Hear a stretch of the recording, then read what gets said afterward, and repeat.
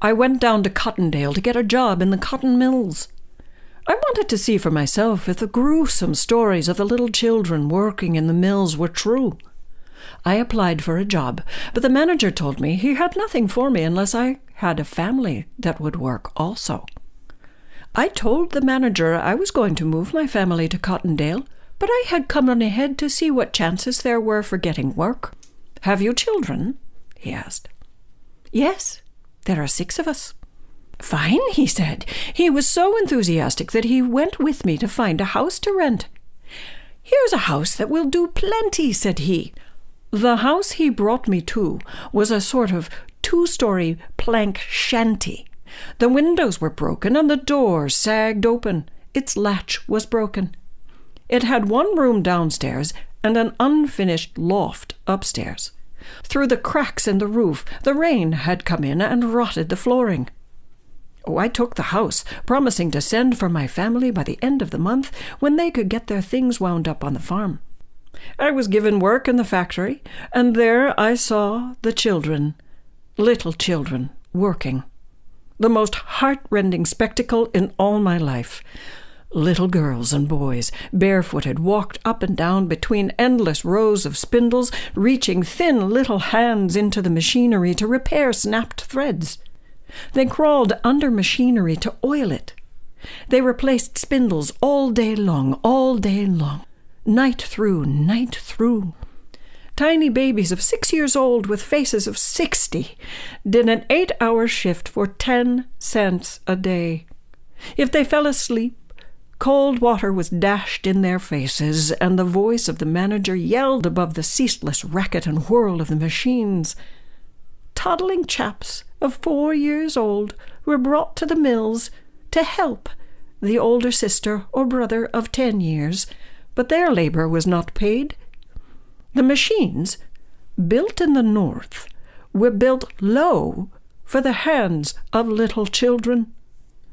At 5:30 in the morning, long lines of little gray children came out of the early dawn into the factory, into the maddening noise, into the lint-filled rooms. Outside, the birds sang and the blue sky shone. At the lunch half-hour, the children would fall to sleep over their lunch of cornbread and fat pork. They would lie on the bare floor and sleep. Sleep was their recreation, their release, as play is to the free child. The boss would come along and shake them awake. After the lunch period, the hour-in grind, the ceaseless running up and down between the whirring spindles. Babies. Tiny children. My 6 children not arriving, the manager got suspicious of me, so I left Cottondale and went to Tuscaloosa, where I got work in a rope factory. This factory was run also by child labor. Here, too, were the children running up and down between the spindles. The lint was heavy in the room. The machinery needed constant cleaning. The tiny, slender bodies of the little children crawled in and about under dangerous machinery, oiling and cleaning.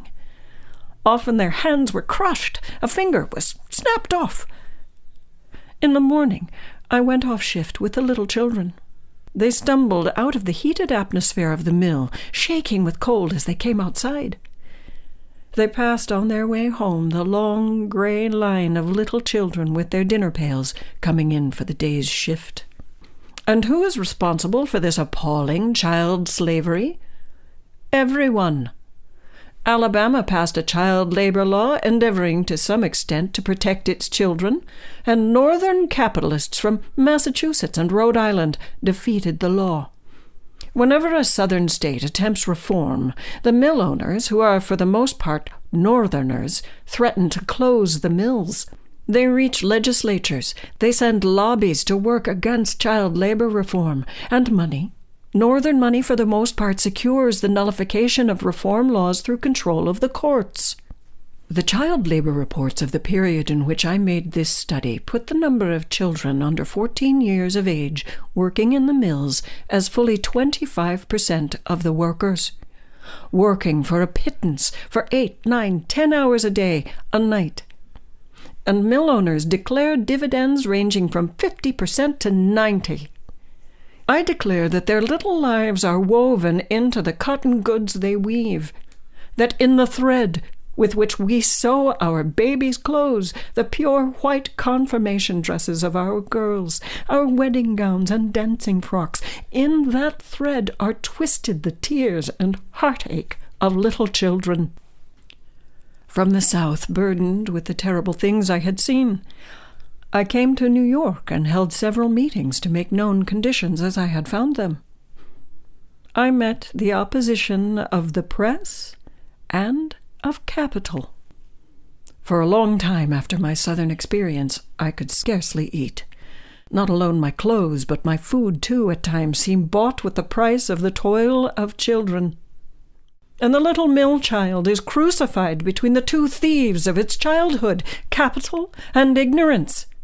Of such is the kingdom of heaven, said the great teacher. Well, if heaven is filled with undersized, round-shouldered, hollow-eyed, listless, sleepy little angel children, I want to go to the other place with the bad little boys and girls.